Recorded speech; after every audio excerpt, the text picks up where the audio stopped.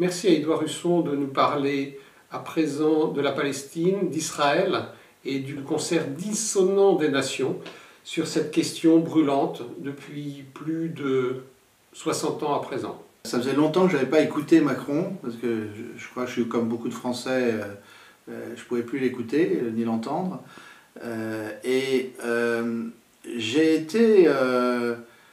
J'ai été évidemment agacé par moments parce qu'il y a tout le narratif occidental qui ignore totalement les souffrances du peuple palestinien avant le 7 octobre, qui en rajoute en matière de précaution rhétorique pour surtout pas avoir l'air de prendre des risques inconsidérés, diplomatiquement parlant, etc.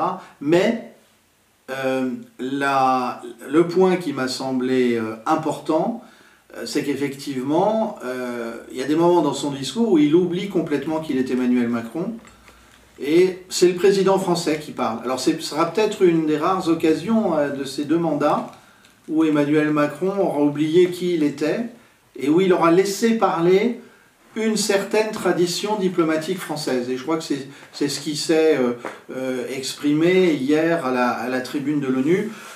Peut-être, en fait, pourrait-on faire une comparaison, alors les nostalgiques de Chirac m'en voudront, mais ça fait un peu penser à ce qui s'est passé avec Jacques Chirac. On se souvient de quoi? On se souvient de son opposition à la guerre d'Irak. Il est probable que, dans le cas de Macron, on se souviendra du fait qu'il s'est un peu émancipé de la vulgate occidentale, et qu'il est revenu à la politique traditionnelle de la France au Proche-Orient, qui est une politique d'équilibre, et qui donc forcément doit mener à la reconnaissance d'un État palestinien. Moi, ce qui m'a frappé quand même, c'est que ça vient 43 ans après le discours de François Mitterrand à la Knesset, qui avait dit qu'il faudrait deux États.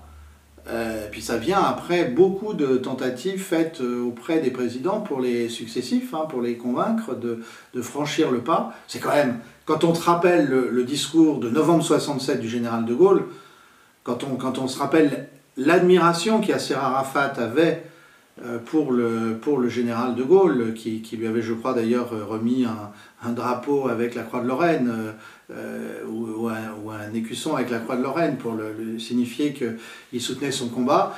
On est quand même étonné qu'il ait fallu 60 ans ou presque pour que la France passe à l'étape suivante. Il y a eu beaucoup de pusillanimité depuis 67 et même depuis 82. Et je revoyais hier ces images de François Hollande à qui on demande de reconnaître la Palestine et qui préfère recevoir Netanyahou. Enfin, tout ça n'est pas à l'honneur de la France. Alors tout le monde sait que je déteste Emmanuel Macron, que j'ai critiqué sa politique dans les grandes largeurs. Hier, on a eu quelques minutes. Le discours était trop long comme d'habitude, mais on a eu quelques minutes où c'était plus Macron qui parlait, c'était le président français. Peut-être qu'il aura été président pendant quelques minutes à la tribune de l'ONU.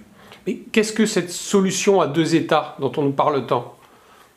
Alors l'idée, c'est d'appliquer enfin l'idée de l'ONU de 1947, répétée après 1967, après la guerre des 6 jours, il y a bien reconnaissance d'un État israélien dans ses frontières, et il faut reconnaître aussi un État palestinien. C'est le partage de la terre.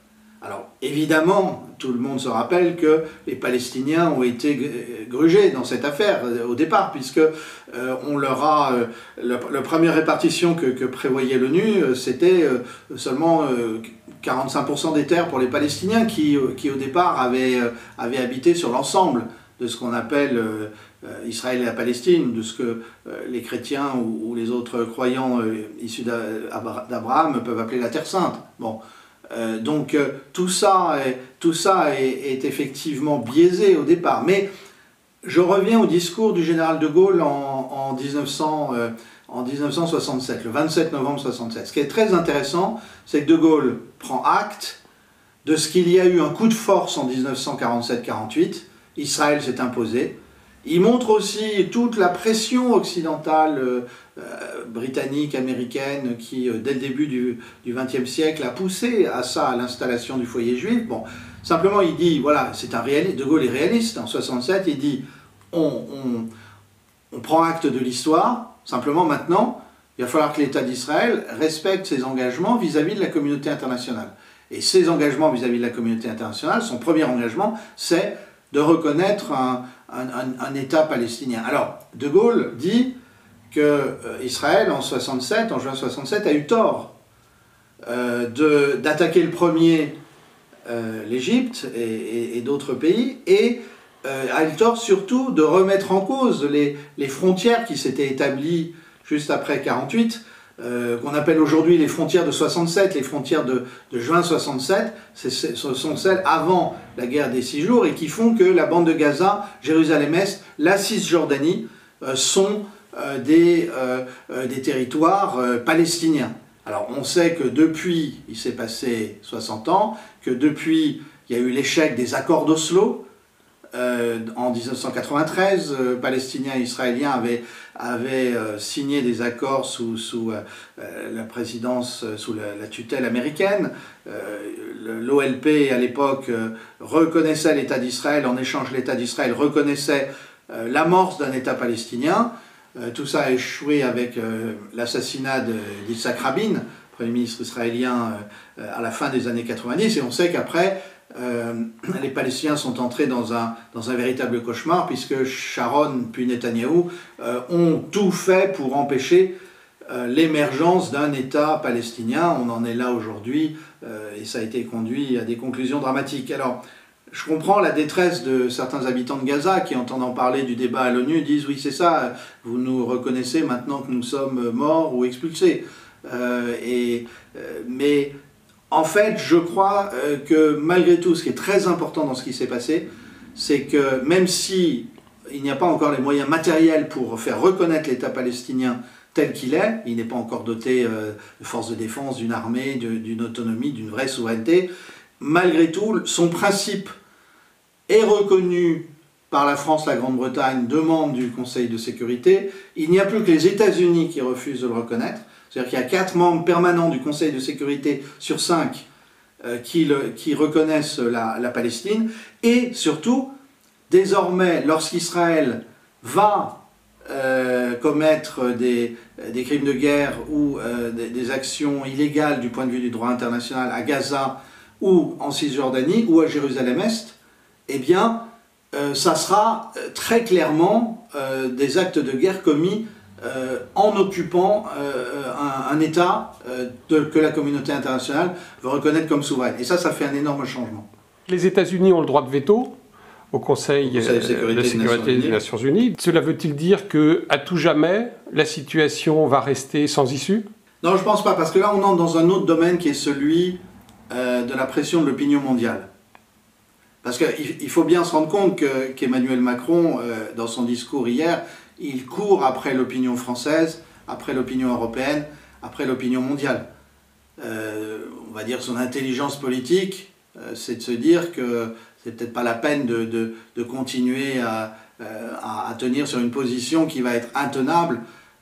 Aujourd'hui, après 2 ans de guerre à Gaza, 2 ans de nettoyage ethnique, de génocide, avec les horreurs qui sont commises par les Israéliens en Cisjordanie, avec le fait que Israël est en guerre aussi au Liban, en Syrie, au Yémen, a voulu lancer une guerre contre l'Iran au mois de juin dernier, qui a avorté en 12 jours à cause de la résistance iranienne. Eh bien, l'opinion mondiale aujourd'hui n'a plus d'illusions.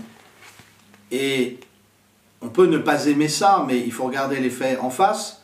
Partout dans le monde, mais jusqu'en Europe, jusque dans nos sociétés, on voit Israël comme une société brutale et colonisatrice, pour prendre le terme, qui est souvent utilisé par la gauche, et qui ne respecte pas les droits des Palestiniens, c'est le moins qu'on puisse dire. Il y a de plus en plus de boycotts économiques. L'Espagne s'est comportée de manière très, très courageuse, a arrêté ses ventes d'armes à Israël. L'Irlande est très active sur les boycotts économiques et financiers. Et alors les États-Unis sont en train de se diviser. On savait avant l'élection de novembre 2024 que le Parti démocrate était profondément divisé sur la question d'Israël, de la Palestine, de Gaza. Mais la nouveauté depuis quelques mois, c'est que le Parti républicain aussi est profondément divisé. Et Donald Trump est devant la situation la plus difficile qu'il ait jamais eue. Parce que lui-même, par son histoire, est plutôt pro-Israël, il a beaucoup de soutiens qui sont, qu'on pourrait appeler des sionistes, juifs ou chrétiens, puisqu'il y a ce mouvement des évangélistes sionistes aux États-Unis qui est très puissant, mais il y a aussi toute une base électorale de Trump, l'autre moitié de sa base électorale, qui, elle, est de plus en plus hostile à ce qu'elle appelle Israel First, faire passer Israël avant les États-Unis.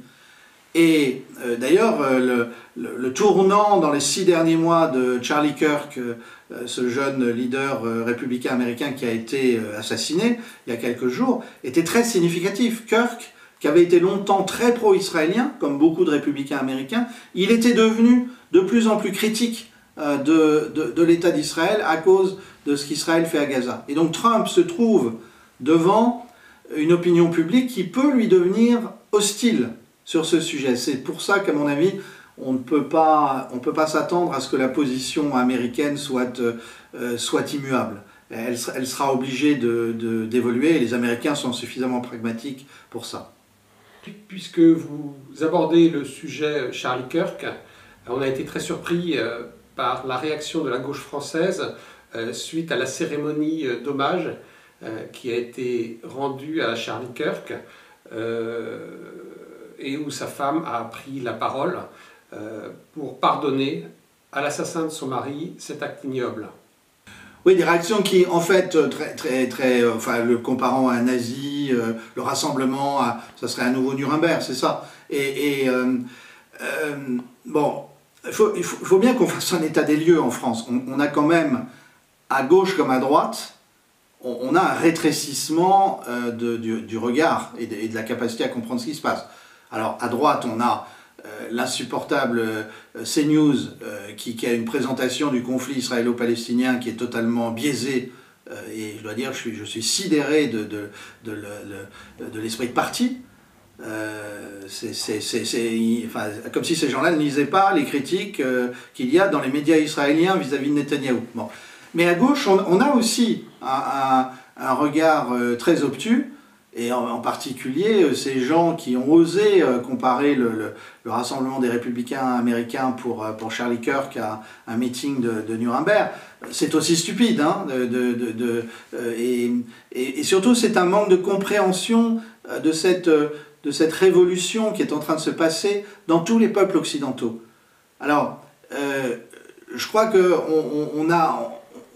y a 2 écueils à éviter. Le premier écueil, c'est celui que je disais, c'est l'extrémisme du commentaire qui fait qu'on met les gens dans une case et soit on a des salopards d'islamo-gauchistes, soit on a des salopards de nazis. Voilà. Et donc ça y est, le débat est fini, plus personne ne se parle et pendant ce temps, Macron continue à gouverner.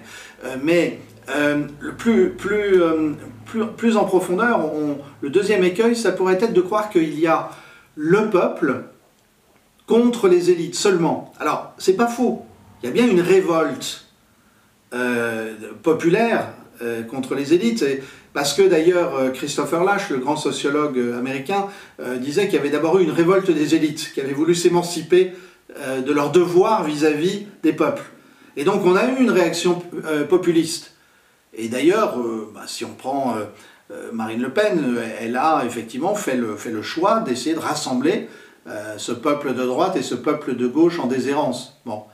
Sauf que, en réalité, on s'aperçoit qu'il y a, dans les élites comme dans le peuple, il y a bien 2 sensibilités qui subsistent, une sensibilité de droite et de gauche.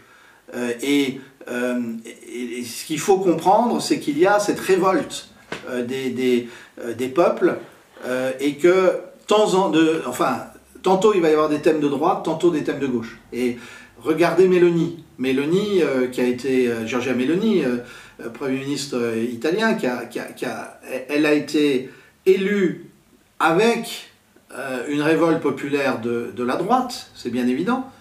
Mais par ailleurs, on a vu les images hier impressionnantes de la grève générale en Italie, des rassemblements italiens pour la Palestine. Pourquoi? Parce qu'il y a suffisamment d'Italiens qui sont extrêmement en colère que Giorgia Meloni n'ait pas fait la même chose qu'Emmanuel Macron, qu'elle ne soit pas allée reconnaître la Palestine lors de l'Assemblée générale de l'ONU. Et donc on voit bien qu'il restera, d'ailleurs c'est bien pour la vie politique, pour la démocratie, il restera, même si la droite et la gauche doivent profondément se transformer, mais il restera une droite, une gauche. Alors, je ne dis pas que dans une phase intermédiaire, on ne doit pas avoir un phénomène de rassemblement de tous les opposants au système établi.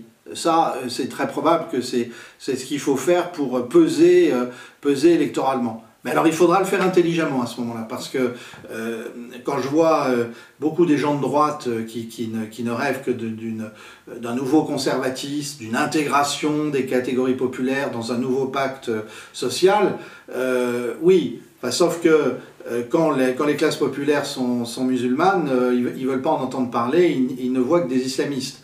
Et aucun deuxième tour ne se gagnera sans avoir une partie de la population musulmane de son côté. Jean-Luc Mélenchon d'ailleurs en use cyniquement. Donc on aimerait bien que la droite soit aussi intelligente et sache s'adapter à cette réalité.